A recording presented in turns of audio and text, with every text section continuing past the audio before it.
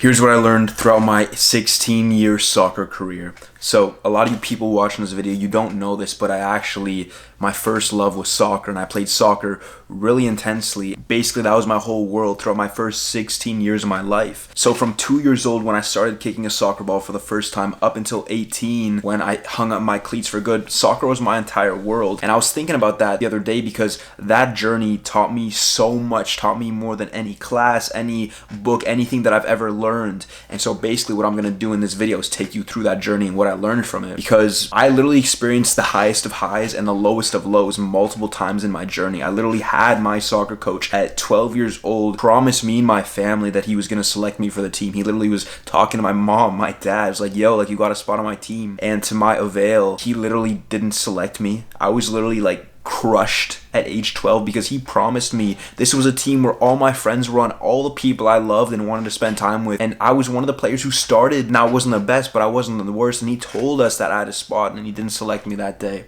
And that broke my young heart at 12 years old. And so it's been a wild journey, but it's taught me a lot of lessons about life. And so from 2 up until basically 10, I was kind of getting up in the ranks. Like, I was doing my rec soccer. I was eventually playing select soccer and then year-round soccer. And I was actually doing pretty good. And I was advancing and practicing more. And I was at any free time kicking a soccer ball in my yard, practicing kicking against the couch, doing push-ups in my room, curl-ups or pull-ups as well.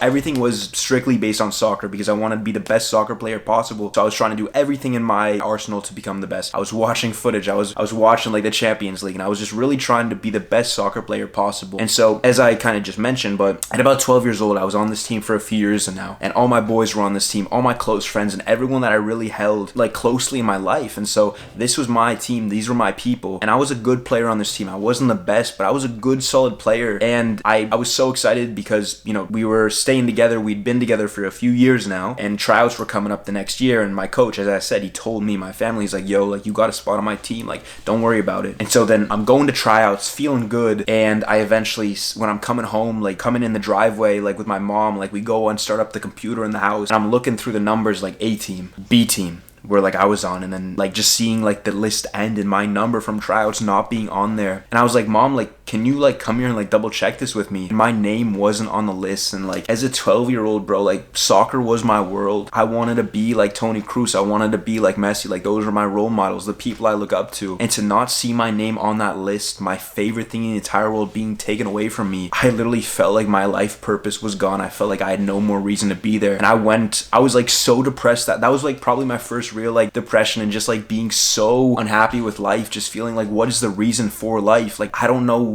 if I want to keep going. I'm not even on this team anymore. All my friends are on there. What am I going to tell them? And I was just spiraling, and I really didn't know what the next step was. I was just really scared. And so essentially what ended up happening was my father, he started reaching out, because my father, awesome dude right there, he started reaching out to neighboring clubs, and he was trying to find me a spot because he knew me, his son. I was a good player. I wasn't the best player, but I was certainly a good, solid player who could be an asset to any team. And so we were looking, and my dad eventually, with a team that was 30 minutes from me around the lake, he got me a tryout. And I remember going to that with my dad, nervous, but also a sense of happy and a sense of pride. And the coach was there, the director of the organization, and he just wanted me to kick a soccer ball against the wall and just know a little bit about me. And within about a minute or two, he's like, yeah, you got a spot on my team. And that moment right there just made me feel okay, I literally just felt what it's like to lose everything, and now I'm on a team, not a great team, but I'm gonna work my ass off, and I'm gonna literally do my best to, one, make sure this never happens again, but number two, to just become the soccer player I've always wanted to be. Because that moment, as tough as it was probably the best moment for me. I loved soccer. I was practicing my free time, but now it was over. Literally every single time,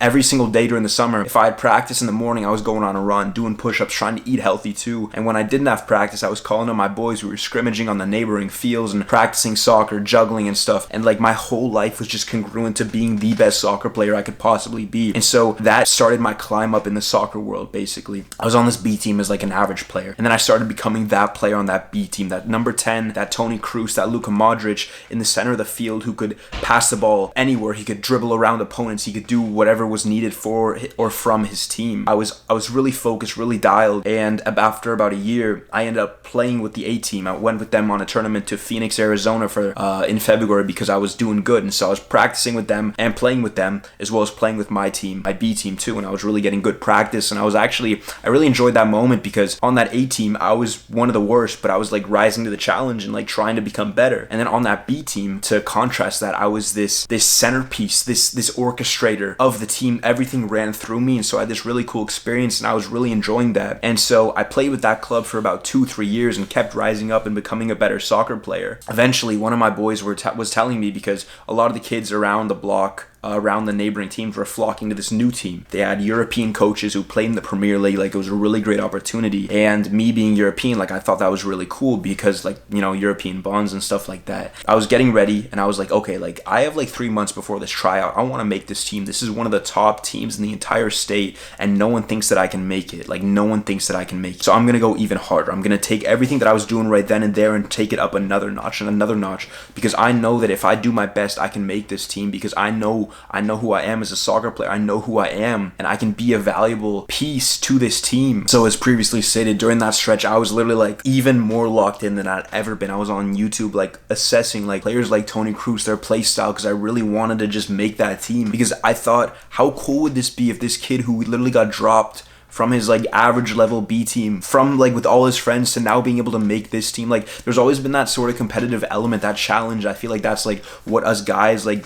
us dudes who really thrive on, like challenge. I was going into that just with this really clear mind, like I'm just gonna prove every single person wrong, and I was really committed, and I was going even after practice to keep juggling and just to being the first person there, the last person to leave. Like, I really embodied that. And so I remember going into this tryouts, like all these friends were these really good players, but I was just so locked in, had that tunnel vision, that I was like, okay, like I've prepared for this moment. You know, luck, I think of luck as like just getting lucky, but I was like, you know what, I don't need luck here, because I've prepared myself. And I feel like opportunity, when opportunity persists to that person who's preparing himself, that's seen as luck by some, but it's just like being ready for that chance, which is what I felt like I was. And so I'm going to this tryout like feeling good, feeling confident, listening to my music like in the back of the car. My mom's taking me, I got my headphones on, I'm like locked in like some sort of like professional soccer player or something, and I'm just going in. It only took like a little bit of time, and one of the coach, like the best coach, started talking to me, the director of the program. He's like, Alex, like we really love what you do. Would you consider like playing for us? And I was like yeah, like I'd love to.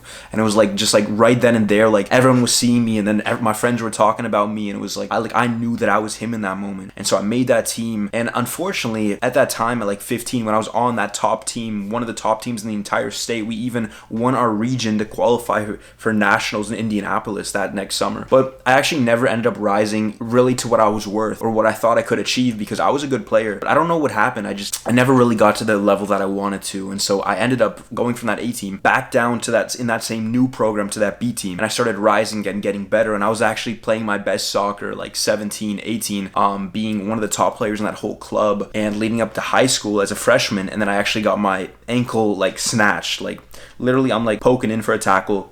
One of my old teammates from that old club steps on my ankle. I'm in the hospital, out like 6 months. Before I like started playing soccer again, it was like 8-9 months. And so that was kind of like an end point to that. And what eventually happened after that was that I realized like I love weights kind of more than I love soccer, and it's hard to do both. And so I was coming back after this injury, kind of bigger soccer player, moving back instead of center mid, now like center back and right back, because I was bigger. And then I ultimately just chose to pursue the weights because I liked that more at that time for what it was worth. This soccer journey taught me so much. And what I realized from that soccer journey right then and there is that good things take time. Now, me making that team at 15, one of the best teams in the entire state, a top team in the country, to be honest, that wasn't possible without failing before. Miserably. 13 years into my soccer journey up until that point, that was when I rose to the top, had the best moment of my life in that aspect of my life, playing soccer. And so those other 13 years might be seen as like, oh, like nothing really happened, or it wasn't really that successful. But all those years were just taking steps up, building steps at a time to be able to have that opportunity and make that top team down the line. And so whatever you're going through right now, it's like you think that it's not there because it's not there right now. But my soccer journey, what that taught me was that it's probably not going to seem like it's there, but everything you're doing, and as long as it's congruent to that vision, it's just taking those baby steps, moving forward, becoming better. And you don't know when that opportunity is going to persist. So it's about like staying ready, even when you don't think that moment is going to come. And then when that moment does come, going even harder, but just knowing you'll be ready because you've been preparing your whole life for that. 16-year soccer career. I'm not really playing soccer much these days. I'm still supporting my dog, supporting the German national team, supporting Bayern, who's actually playing Madrid on Tuesday, I believe, to maybe go to a Champions League final, hopefully, right? That soccer career really enhanced my life tenfold because I saw the ups, the lows, and that it's kind of like life, to be honest. Like, you're gonna have your ups, you're gonna have your lows, but it's about, are you gonna keep moving forward and keep responding? Because even at the end of it, when I broke my ankle, when my former teammate, like, imagine that, bro, your former teammate, your former boy who used to like go to tournaments with, he steps on your ankle and breaks it. You're out like 8-9 months. Even after that, I got back up to that level, but I realized like then and there that weights was my love and not really soccer anymore. So it changed, but I've always like kind of came back because it's like, yeah, you got to jump over that hurdle, but it's also going to get easier jumping over those hurdles. If you've jumped over hurdles in your past, like what's another one going to do? Like, it sucks. But the sooner you get over it, and maybe you get caught because life's like that sometimes, but the sooner you get up and just keep going back, like that's going to be easier. And a lot of people, I feel like they're one thing away, one movement, one like challenge away from just giving up on something. And so it's like just staying true, believing in yourself, and realizing that when it's the end, it's not the end. And even if it goes really bad and something might happen, it's like, what can you learn from that? Because that's always what I believed in. It's like, yes, it might be bad, but what can I learn from this? And what's this going to teach me? Because maybe there's something to learn from everything. And that's what I learned throughout my 16-year soccer career, which I wouldn't trade for anything. That was some of the happiest times of my life, just being focused, kicking the soccer ball against the wall, setting up the cones when I was traveling in Germany on a random field, and just playing with the locals. Like, that's really it. And so my soccer career taught me a lot, and I wanted to make a video about that. But I hope you all have a great day. Remember to always chase greatness and head up, keep pushing. Let's go, boys.